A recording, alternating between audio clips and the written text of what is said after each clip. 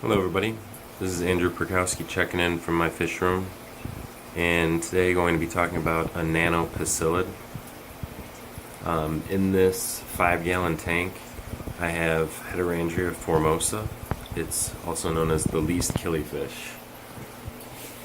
And, alright, get a little bit closer here. I don't want to scare them. The least killifish is one of the smallest fish species in the world.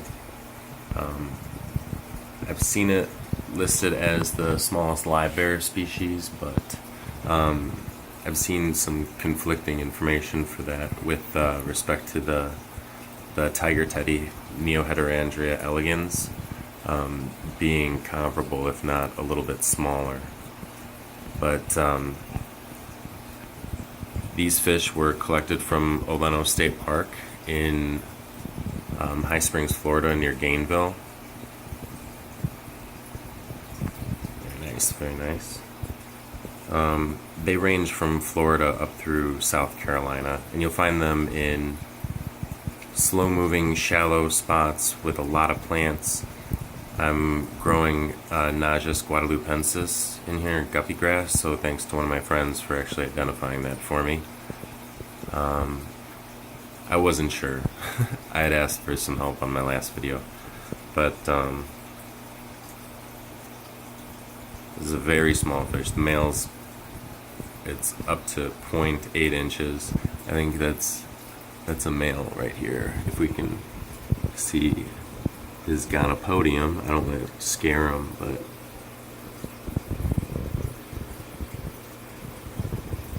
oh, here comes one. So there's a male. One of the interesting things about a lot of the nano-poeciliids is the males have these huge gonopodiums. He just swung it around and almost touched his face. Jeez. But anyways, yeah, the male's up to about 0.8 inches, 2 centimeters. The female's a little bit bigger, maybe 1.2 inches. But they're really hardy fish, and they like slightly harder, a little bit higher pH. So over 7 is going to be pretty good for them. A lot of the livebearers need the harder water because they're giving birth to live young, and it's a little bit more of a strain on their body. The females are actually superfetaceous, which means that they'll give birth to 1 or 2 young at a time, and their reproductive tract basically works like an assembly line, where there's going to be other young that are not quite ready to be born that are next in line, and then they go through like that, which is interesting. But like I said before, with poeciliids, these guys have eggs that are fertilized internally that then hatch and are born, as opposed to being connected to the mother via like a placenta.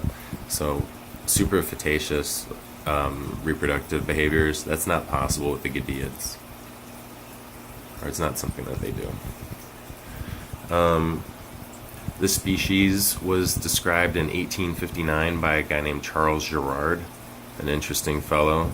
He was in the US from France studying reptiles and fish. He'd later win the Cuvier Prize for that, but while he was here he did support the Confederacy, so not sure how I feel about that. He was, he's actually has a gadiid genus named after, that's named after him. So if you've ever heard of Girardnichthyes viviparus or multiradiatus, it's named for the guy that described this fish species. Like I said, this is a 5-gallon tank. Pretty easy fish to keep so far. I haven't had it that long. It's been a few weeks since I picked these up at the Greenwater Aquarius Society down in the Southside Chicago area. They are omnivorous, but you need food that's small enough for them to eat. But other than that, hopefully this plant grows out and we end up with lots of babies. And I'll be sure to post updates in the future. If you like what I'm doing, hit like, subscribe, and I'll check in with you guys later. Have a wonderful day.